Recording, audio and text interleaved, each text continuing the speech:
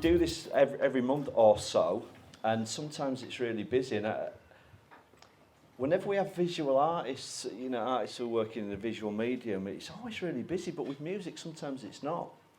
My relationship to Drew started with the Dinosaur Junior poster over there, which I bought for my son, who's over in the corner over there, who for my 50th last year bought me that one up there. Drew, that one. Oh yeah, What? see that one. And it's on my living room wall now. Nice, thank you. So I come down every morning and I look at it. This afternoon I got home from work early to finish off writing an annual report, and my wife, who's down there, Hi wife. That's Helen. She's writing an opera at the My moment. wife's there. Hello. Hi Oh, wives. Which one? This one here. All right, hello. And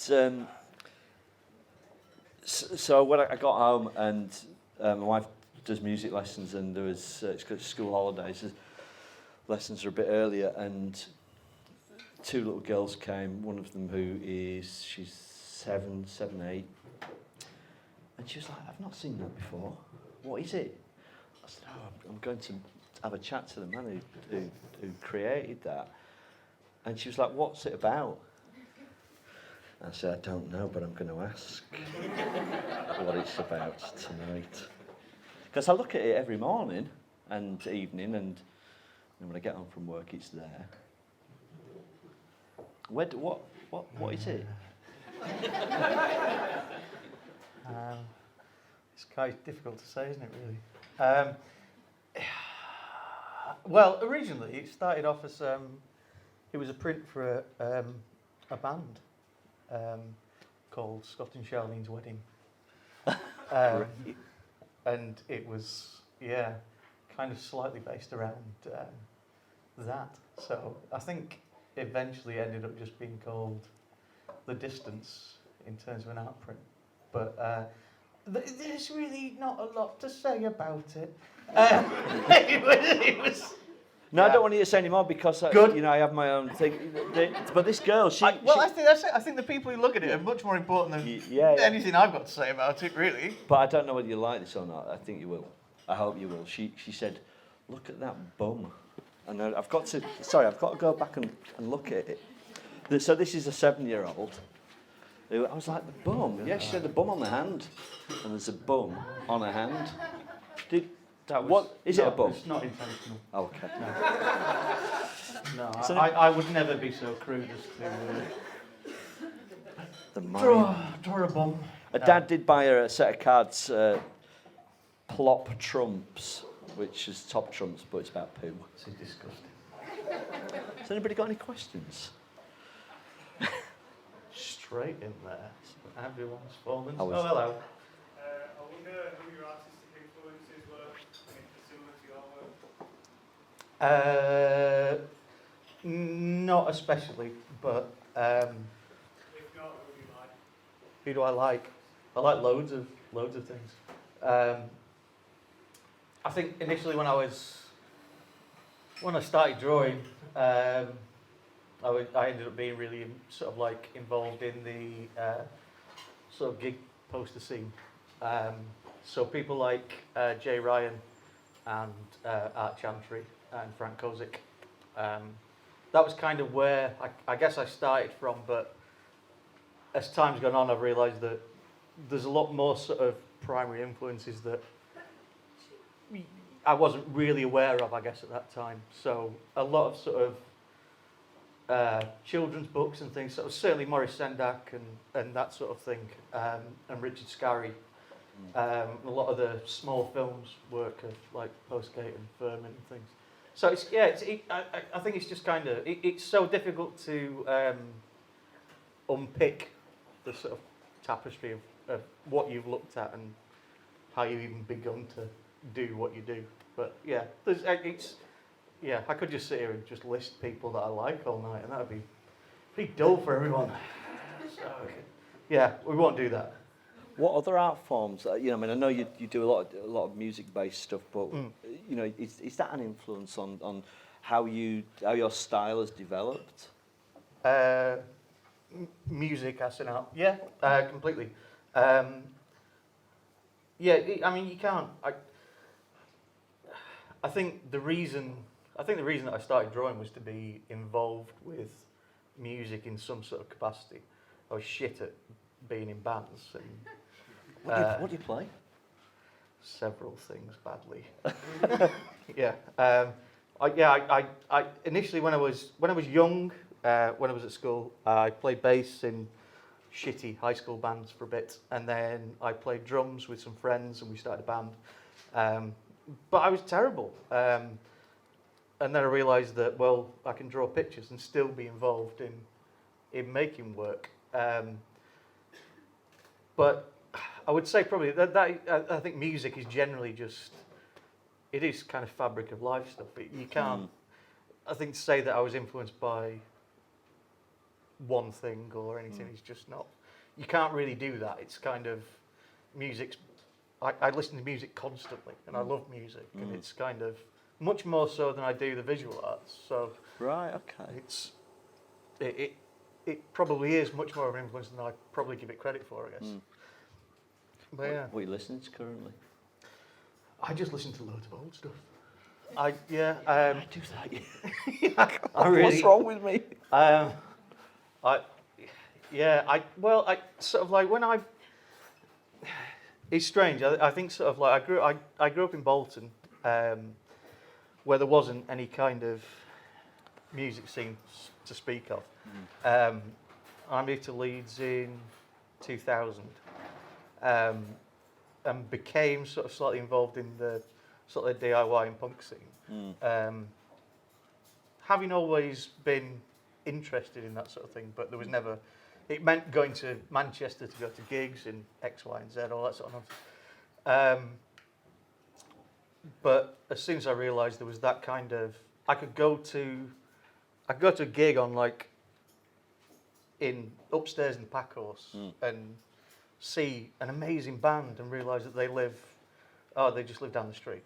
It's kind of like, oh shit, I mean, there's no kind of, anyone can do anything. You can put records out. Yeah, you can sure. do that sort of thing. And it was, I think that, the sort of like the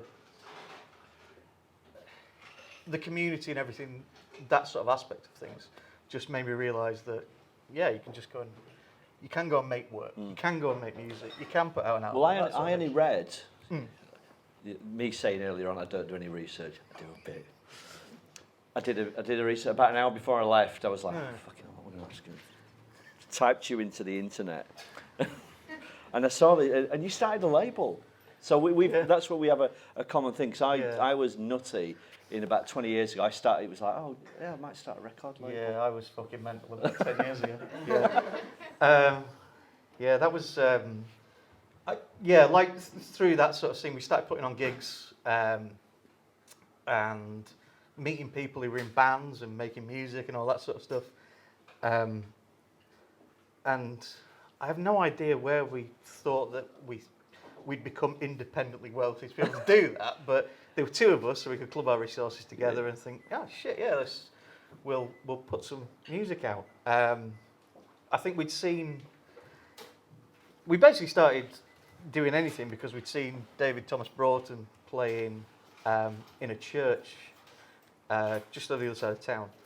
And we saw it, and we just kept, myself and Luke Drozd, who's a good friend of mine, we watched him and were just completely floored. It was kind of like, whoa, what the fuck is this? Yeah. And it was absolutely mind-bending. And we approached him, and it turns out that was his second ever gig that he'd ever played. Great. And it was just sort of like, we want to put your record out. Initially, he was sort of like, no, clearly some drunken idiots. I'm not interested in doing this. Did you actually have a label at that point, or were you? No. Brilliant. Even better. No. This was us going like, we're gonna put your record out. I don't have a record. We're gonna make a record with you. Brilliant. Yeah, so that was kind of it, and it kind of spiraled from there. I think we ended up doing like maybe 6 releases. It didn't last a huge amount of time, but everything that we did was really yeah, I still love to this day. It was all kind of slightly folky kind of nonsense. Yeah. It wasn't even the music that we were really completely involved with at that time. It was just the fact that it was fucking amazing. That moves you, yeah. Yeah, and it was incredible. And then, yeah, I mean, fast forward 10 years, and they made a film about David last year, and we ended up in that. I mean, toured around the film circuits and things, which is quite weird. So it was. I always forget about that. I don't think it seems like a complete lifetime ago, and so different from I guess what I do now. But, it was. But not that different though. I mean, you know, it's. I suppose, yeah. I think there's kind of. I think it's all born out of that sort of. It's the mentality that comes along with the whole sort of like punk and DIY community, where you realise that what do you want to do? So I want to do X, Y, and Z. It's like, well, fucking do it then. I don't know if it was like my experience. I released the first record in 1995. I had no idea what I was doing at all. Did you have that same experience where it was like, so where do I go? So I've got this piece of music that I really love by somebody else, and what do I do now? So I'll go and get it pressed. Yeah. And then I'll stamp it, and then it'll sit in boxes in my bedroom. Yeah. Oh no, we were very much on the same wavelength there. Yeah. No, that was pretty much it. Sort of we did exactly that. I think there was always that thing in the back of our mind where we realised if we sold 100 copies, we'd make our money back. Yeah. So it's kind of like anything beyond that, don't really give a shit. Yeah. But it was picked up by some distribution companies and other labels that then re-released it on the sort of like international market. Brilliant. So it's kind of I think we licensed it to someone else, and then that company disappeared, and basically the money was siphoned off somewhere else. Then you realise, it's not about the money. Yeah. And then you think, it kind of is a little bit about the money at this point. It's more a matter of principle. Yeah, I spent several years paying off a personal debt to NatWest. Yeah. Thanks to my foolish ideas of releasing really beautiful. You had some good music to listen to. Oh God, yeah, and I still love it. Like 750 copies of really good music to listen to in your loft. I've got to tell you this: the first record that we released, I've still got half a box of it, and it sells for £75 a copy on Discogs. I'll give you £5. Every so often, I'll stick one on Discogs for a bit of spending money. Yeah, I'm not saying that I've not done that. Sorry, John. I'm still selling the record. Why did you move to Leeds? Why Leeds? I came to university here. Right. What did you do? I did fine art at Leeds Met. Right. What's it like? 'Cause that's my first degree is fine art. Yeah. It was a waste of 3 years. Yeah. My unsuccessful toilet roll period, I ended up with a certificate that is absolutely meaningless. Yeah. I mean, I think it was. There were things that perhaps I learnt there that I wouldn't have learnt doing any other degree, but I didn't learn anything practical in any kind of way. Are there any students here currently studying fine art degree or other arts-based degrees? Show of hands, anybody? That's all right. Oh, there's one. Oh, okay. Oh, we got a bill there. So have you got a question that you might want to ask about studying and how much you're wasting your money on? What degree would you have done then? Well, I think that's kind of it. I don't know what else I would have done. I think fine art kind of gave me the freedom to do kind of whatever I wanted. It also taught me how to work completely independently, which has kind of paid dividends at the end. But it was, I think if I'd have gone and done sort of illustration or graphic arts or anything along those lines, I would have hated that equally. I just wasn't in the right frame of mind to be at university. I think that's pretty much it. It's just it would have been a waste of time no matter what I did. Did you do any good work then? Well, No. no. Surely you must have done. No. There must have been like a piece of work that you were really proud of. No. Wow. No. I mean, I left. I finished my degree. Probably unwisely. I should have switched on to doing something else, but I ploughed through. Got a Desmond.